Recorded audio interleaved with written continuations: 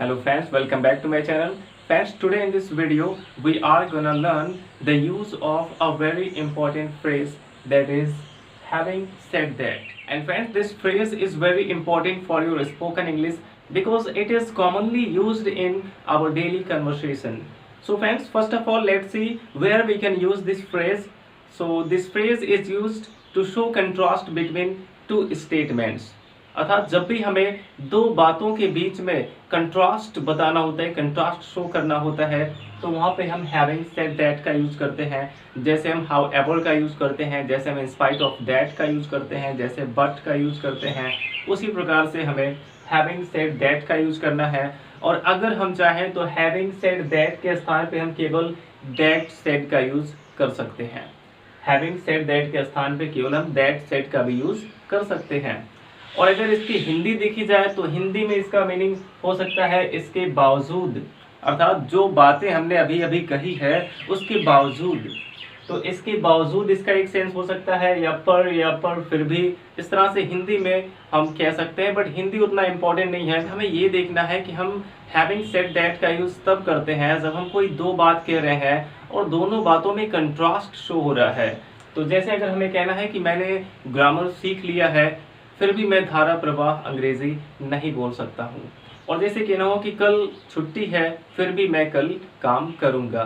तो इस तरह के जब दो स्टेटमेंट होते हैं, वैसे तो कल छुट्टी है, छुट्टी में कोई काम नहीं किया जाता, लेकिन अगले सेंटेंस में कहा गया कि फिर भी मैं काम करूँगा।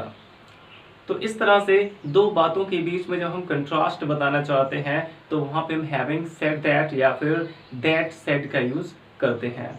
और कभी कभार इसका यूज तब भी करते हैं जब पहली बात से ज्यादा हमें दूसरी बात पे फोकस करना होता है, तब भी हम हैविंग सेड दैट का यूज करते हैं। तो देख लेते हैं इसके कुछ एग्जाम्पल। हमने आपको बताया यहाँ पे, तुमने अच्छा किया है पर तुम और अच्छा कर सकते हो। तो फ्रेंड्स, अगर देखा जाए तो इस तरह के सेंटेंसेस अक्सर हमें बोलने पड़ते हैं, जैसे कि तुमने अच्छा किया है पर तुम और अच्छा कर सकते हो। तो इसको हम कैसे ट्रांसलेट करेंगे? सबसे पहले यहाँ पे एक सेंटेंस होना चाहिए और उसके बाद हैविंग सेड दैट, फिर कॉमा लगा के फिर अगला सेंटेंस। इसका फॉर्मूला यही है, सबसे पहले हम पहला सेंटेंस लिखेंगे जिस टेंस का है उस टेंस के अकॉर्डिंग, और उसके बाद हैविंग सेड दैट का यूज करके कॉमा लगा देना है, और फिर जो अगला सेंटेंस हमारा है उसको भी हम टेंस के अनुसार ट्रांसलेट कर देंगे। तो यहाँ पे तुमने अच्छा किया है, अब देखा जाए तो ये प्रेजेंट परफेक्ट टेंस का सेंटेंस है, तुमने अच्छा किया है। तो इसको हम प्रेजेंट परफेक्ट के रूल से पहले ट्रांसलेट कर लेते हैं। तुमने अच्छा किया है अर्थात यू हैव डन, और अच्छा के लिए यहाँ पे हम वेल का यूज कर सकते हैं। यू हैव डन वेल, तुमने अच्छा किया है। अब इसके बाद पर तुम और अच्छा कर सकते हो, पर यहाँ पे अब हमें हैविंग सेड दैट का यूज करना है, हैविंग सेड दैट, और इसके बाद हमें कॉमा का यूज करना होता है लिखते समय, हैविंग सेड दैट, और बोलते समय यहाँ पे हल्का समय रुकना होता है। You have done well having said that, अब तुम और अच्छा कर सकते हो अर्थात यू कैन डू, तुम कर सकते हो, यू कैन डू बेटर। और अच्छा के लिए बेटर का यूज करते हैं जो गुड का कंपैरेटिव डिग्री है। तो ये सेंटेंस हमारा बन जाएगा, you have done well having said that you can do better. अब इसके बाद नेक्स्ट एग्जांपल देखते हैं। भारत में कोविड-19 के मामले तेजी से बढ़ रहे हैं, इसके बावजूद कुछ ऐसे लोग हैं जो इसकी गंभीरता नहीं समझ रहे हैं। तो भारत में कोविड-19 के मामले तेजी से बढ़ रहे हैं, ये हमारा पहला सेंटेंस है। तो इसमें क्या बढ़ रहा है? कोविड-19 के मामले, ये हमारा सब्जेक्ट है। तो सबसे पहले यहाँ पे हम मामले की अंग्रेजी लिखेंगे the cases of covid, the cases of कोविड-19 अर्थात कोविड-19 के मामले अब तेजी से बढ़ रहे हैं, आर इंक्रीजिंग,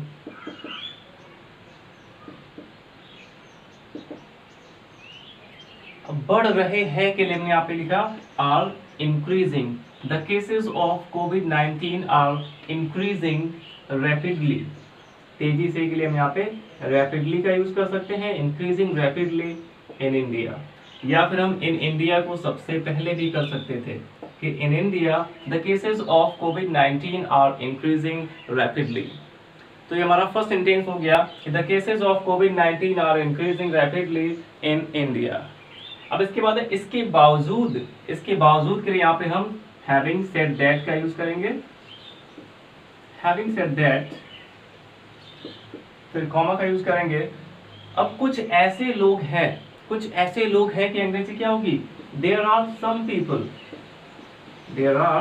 सम पीपल, कुछ ऐसे लोग हैं जो इसकी गंभीरता नहीं समझ रहे हैं। जो के लिए हु का यूज करेंगे, तो जो अर्थात हु डोंट अंडरस्टैंड, जो नहीं समझ रहे हैं, who don't understand the seriousness, गंभीरता के लिए सीरियसनेस ऑफ इट, या फिर इट्स सीरियसनेस भी कर सकते थे। तो ये सेंटेंस हमारा बन जाएगा कि द केसेस ऑफ कोविड-19 are increasing rapidly in India. Bharat में कोविड-19 के केसेस तेजी से बढ़ रहे हैं। Having said that there are some people, फिर भी कुछ ऐसे लोग हैं who don't understand the seriousness of it, जो इसकी गंभीरता को नहीं समझ रहे हैं। फ्रेंड्स यहाँ पे अगर देखा जाए तो नहीं समझ रहे हैं, अगर इसका स्ट्रक्चर देखा जाए रहे हैं आया हुआ तो ये प्रेजेंट कंटिन्यूअस का सेंटेंस है, बट यहाँ पे जो वर्ब आया हुआ है अंडरस्टैंड, और अंडरस्टैंड कंटिन्यूअस टेंस में कभी भी यूज नहीं होता है। अगर उसमें रहा है, रही है, रहे हैं आया है तो उसको हम प्रेजेंट इंडेफिनिट के रूप से बनाएंगे, क्योंकि ये एक स्टैटिक वर्ब है, ये कोई एक्शन वर्ब नहीं है, तो इसको हम आईएनजी फॉर्म में वर्ब के रूप में यूज नहीं करते हैं। अब इसके बाद नेक्स्ट एग्जांपल देखते हैं फ्रेंड्स।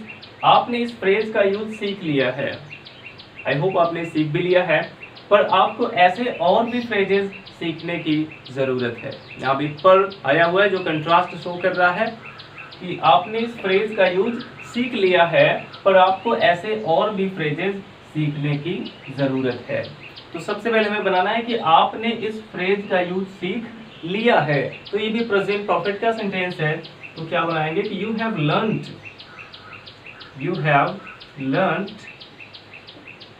The use